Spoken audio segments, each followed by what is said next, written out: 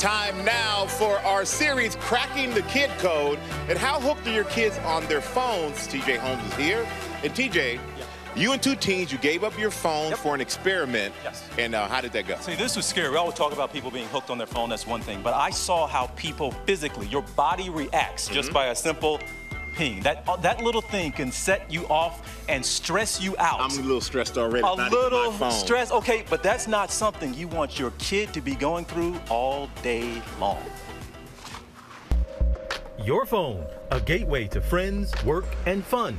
But new research says our devices may cause anxiety. The more people use their phone, the more anxious they are about using their phone.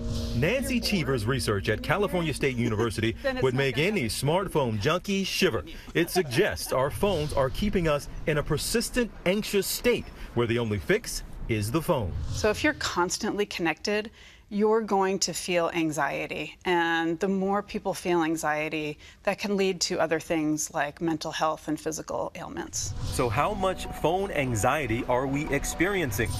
Cheever runs an experiment that measures sweat and heart rate increases, essentially anxiety, when your phone rings or pings.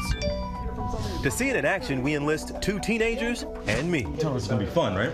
But there's a catch. To try to throw us off, researchers don't tell us what's really going on. Instead, we're asked to watch a video as part of an experiment on test anxiety. They put electrodes on my fingers, and what happens next I'm just going to put your phones back here because they might interfere with the equipment. is the key. Why?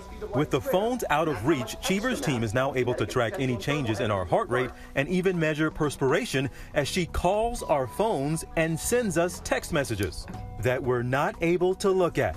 By about 4 billion. His physiological arousal spikes quite a bit right after he hears the text come in. Cheever says most people have an emotional response that floods our bodies with stress hormones when we hear our phones. The question is, how much does it affect us? More potential energy than the first. You can see immediately he started sweating quite a bit. He's anxious about his phone. During the 5 times she texts and 2 times she calls, I start to sweat. So what does that tell you about me from what you just observed? It tells me that when you hear a notification, you become anxious.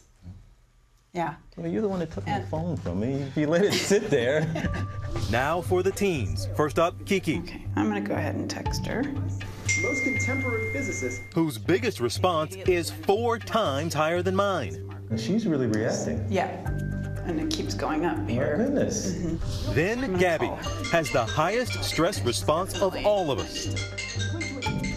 Psychotherapist Nancy Collier is author of The Power of Off.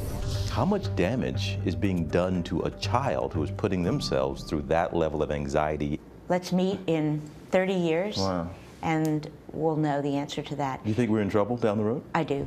Now that you have seen the results, what do you think now? I should probably turn it off for sometimes in the day. I'm not convinced it'll be that easy. You sound like you can't function without your phone. The way we're living doesn't actually serve our deeper well-being. All of this attention to technology and the mind and thoughts is coming at a great expense to what human beings need to feel well.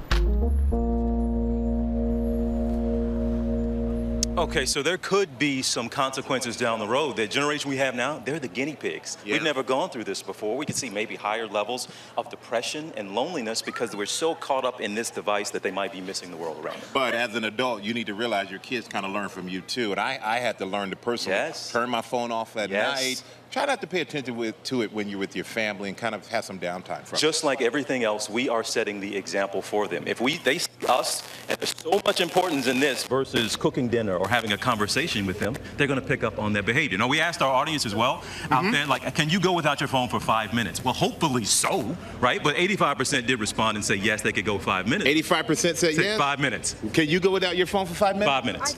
Okay, give it to me. I'll give it back to you 5 minutes from now. All right, we're going to do a little test here.